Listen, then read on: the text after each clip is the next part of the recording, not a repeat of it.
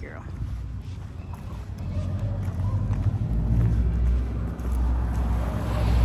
Good job.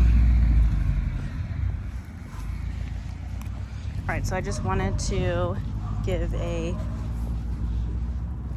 different perspective of her healing. I have put her on a prong collar. We were working with just a slip lead initially, but she was basically choking herself out.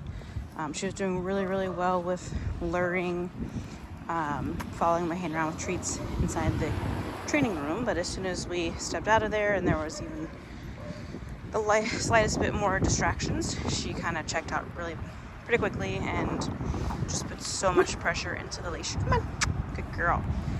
So with the prong collar, I like the prong collar because it does work through a little bit of discomfort, but it's just a bit more discomfort than a slip lead. So she responds to it quicker, and I'm able to give so much less pressure into it for her to respond right away. So instead of her choking herself out and damaging her throat, I can just go do a little bit of that and she gives into that pressure. So that's kind of where we are right now is, they can hear me through the wind, teaching her how to respond to leash pressure.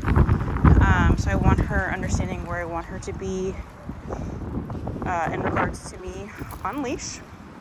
Anytime she starts to forge ahead, I will just do a little bit of pressure backwards. Good girl. Normally it'd be rewarding when she checks up at me, when she looks up at me. I want to put value in that for her. Let's go.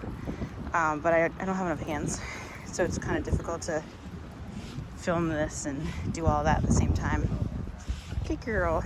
If she gets really distracted, like right now she's walking nicely with me, so like right there, when she starts to get really far ahead of me, I will just quickly go the other direction like this, and then if she gets left behind, she'll meet the end of the leash.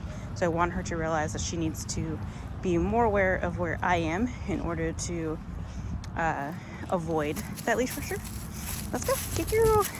And that just kind of disorients her a little bit so that she's much more likely to keep check where I am. And again, every time she looks up at me, I want to essentially pay her for that, so that is a valuable thing for her to do, and she continues to do that. I don't need for her to stare at me the entire walk, but for right now, I want that little bit of extra looking up at me to be something that is beneficial for her, so that she continues to do it. Good girl. As for barking at things, that's something that we're going to work on. Counter conditioning. Every time she sees a trigger, I'm going to give one of her markers to announce that I'm going to be giving her food, just to change the association between the things. Like there's people up here doing, I don't know, like landscaping and stuff. So she's like very alert. She's scanning and looking for things. So if I wasn't filming and talking to the phone, I would be doing a bunch of those direction changes just to get her back on check with me, and rewarding interest in those things, just to put value on me. So instead of them being a potential source of fear or good stuff, they don't matter, they're neutral, but good stuff does happen for me. Okay. Lilo, sit. Good girl. Inside, we are still working on her place command, building up impulse control, and just kind of slowing things down with that duration building, because she's so wiggly. Let's go. That when she goes into command, she's pretty good at that, but she gets so fidgety and wiggly that she pops up out of behavior. So that's what we're working on right now, is getting her to hold behaviors for gradually increasing amounts of time.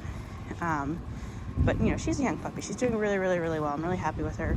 She's responding really nicely to the prong collar. I don't have to really put any pressure in it, and she's not stressed out about it.